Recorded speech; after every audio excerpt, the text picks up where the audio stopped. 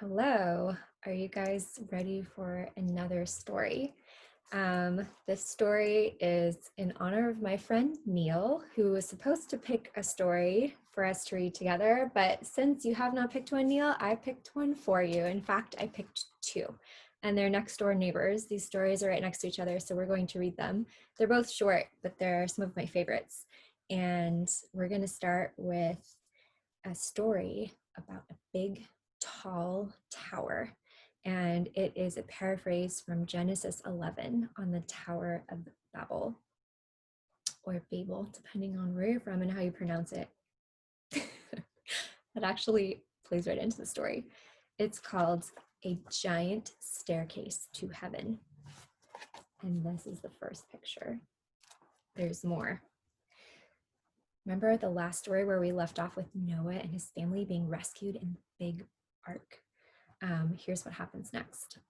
Noah and his family lived in the land, and his children had children, and those children had more children, and those children had even more. Well, you get the picture, until there was lots of people on the earth once more.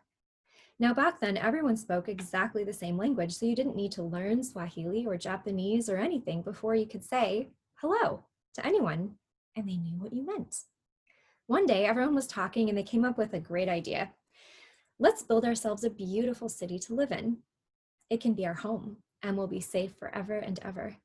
Then they had another idea, and let's build a really tall tower to reach up to heaven. Yes, they said. We'll say, look at us up here, and everyone will look up at us, and we'll look down on them. And then we'll know we are something. We'll be like God. We'll be famous and safe and happy, and everything will be all right. So they got to work. Brick by brick, the tower grew higher and higher until it soared above the city, touching the sky. They built stairs in the tower to climb to the top. It was like a giant staircase to heaven. Look, they cheered, we are the ones. See what we can do with our very own hands. They were quite pleased with themselves. But God wasn't pleased with them.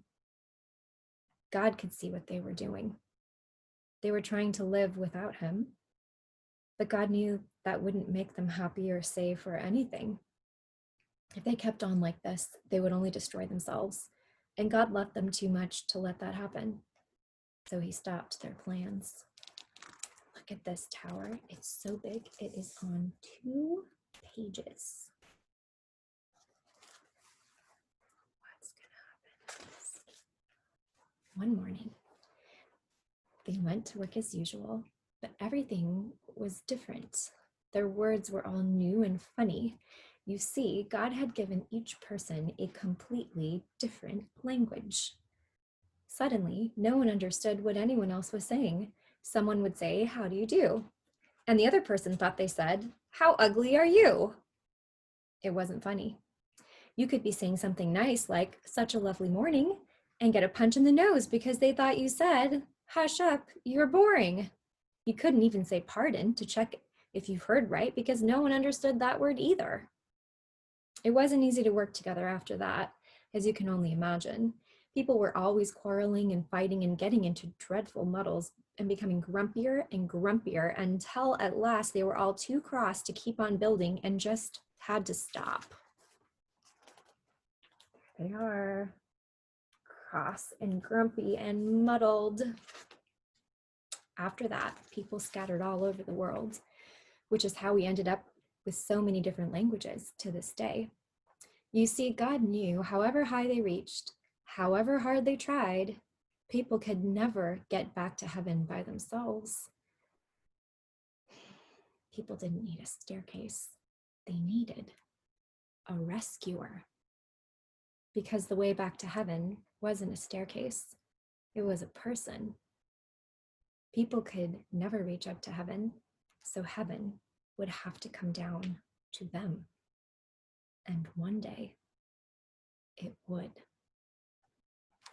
That is the end of the tower. I love that one. I think that has some corresponding themes to the present day. This is another one of my very favorite stories. And Neil, I think you'll get a kick out of this one especially.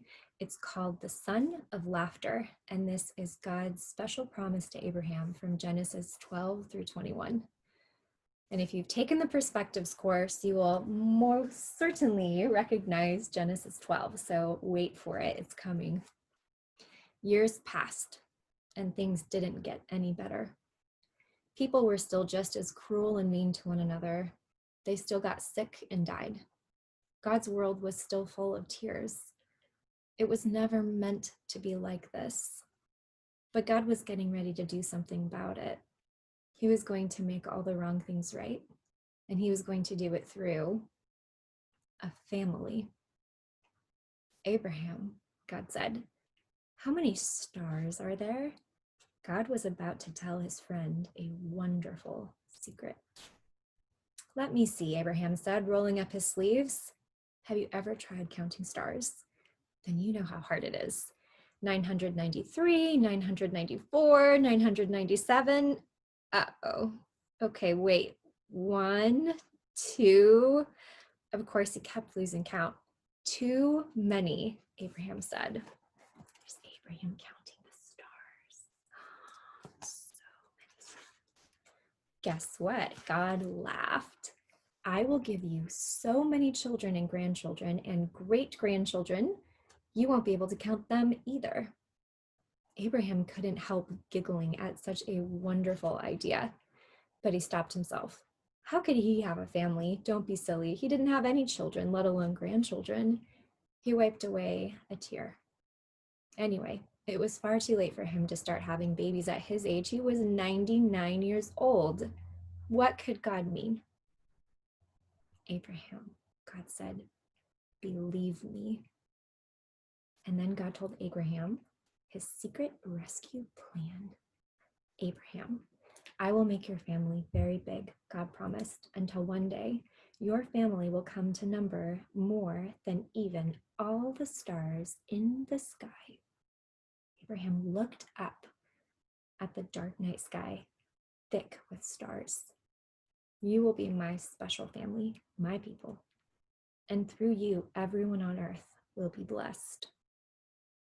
It was an incredible promise. God was going to rescue the world through Abraham's family. One of his great-great-great-grandchildren would be the child, the promised one, the rescuer. "But it's too wonderful," Abraham said. "How can it be true?" "Is anything too good to be true?" God said. "Is anything too wonderful for me?" So Abraham trusted what God said more than what his eyes could see, and he believed. Now, when Abraham's wife, Sarah, heard God's promise, she just laughed to herself. But it wasn't a happy laugh. It had tears in it. She had always wanted a baby. Could her dream come true? Could she really have a baby when she was 90 years old? No, of course not. Don't be silly. It was far too late. Sarah didn't believe God could do what he promised. She had forgotten that when God says something, it's as good as done. Of course, it was as easy for God to give her a baby son as it was for him to make all the stars in the sky. Here's Abraham and Sarah. We think. We don't know what they really looked like. Sure enough, 9 months later, just as God had promised, Sarah gave birth to a baby boy. They named him Isaac, which means son of laughter. And Sarah laughed, but this time it was a glorious, happy laugh. Her dream had come true. God would do as he promised. He would always look after Abraham's family, his special people. And one day God would send another baby, a baby promised to a girl who didn't even have a husband. But this baby would bring laughter to the whole world. This baby would be everyone's dream come true. There you have it. All right, everyone's dream come true. The rescue is on the way. What will happen next?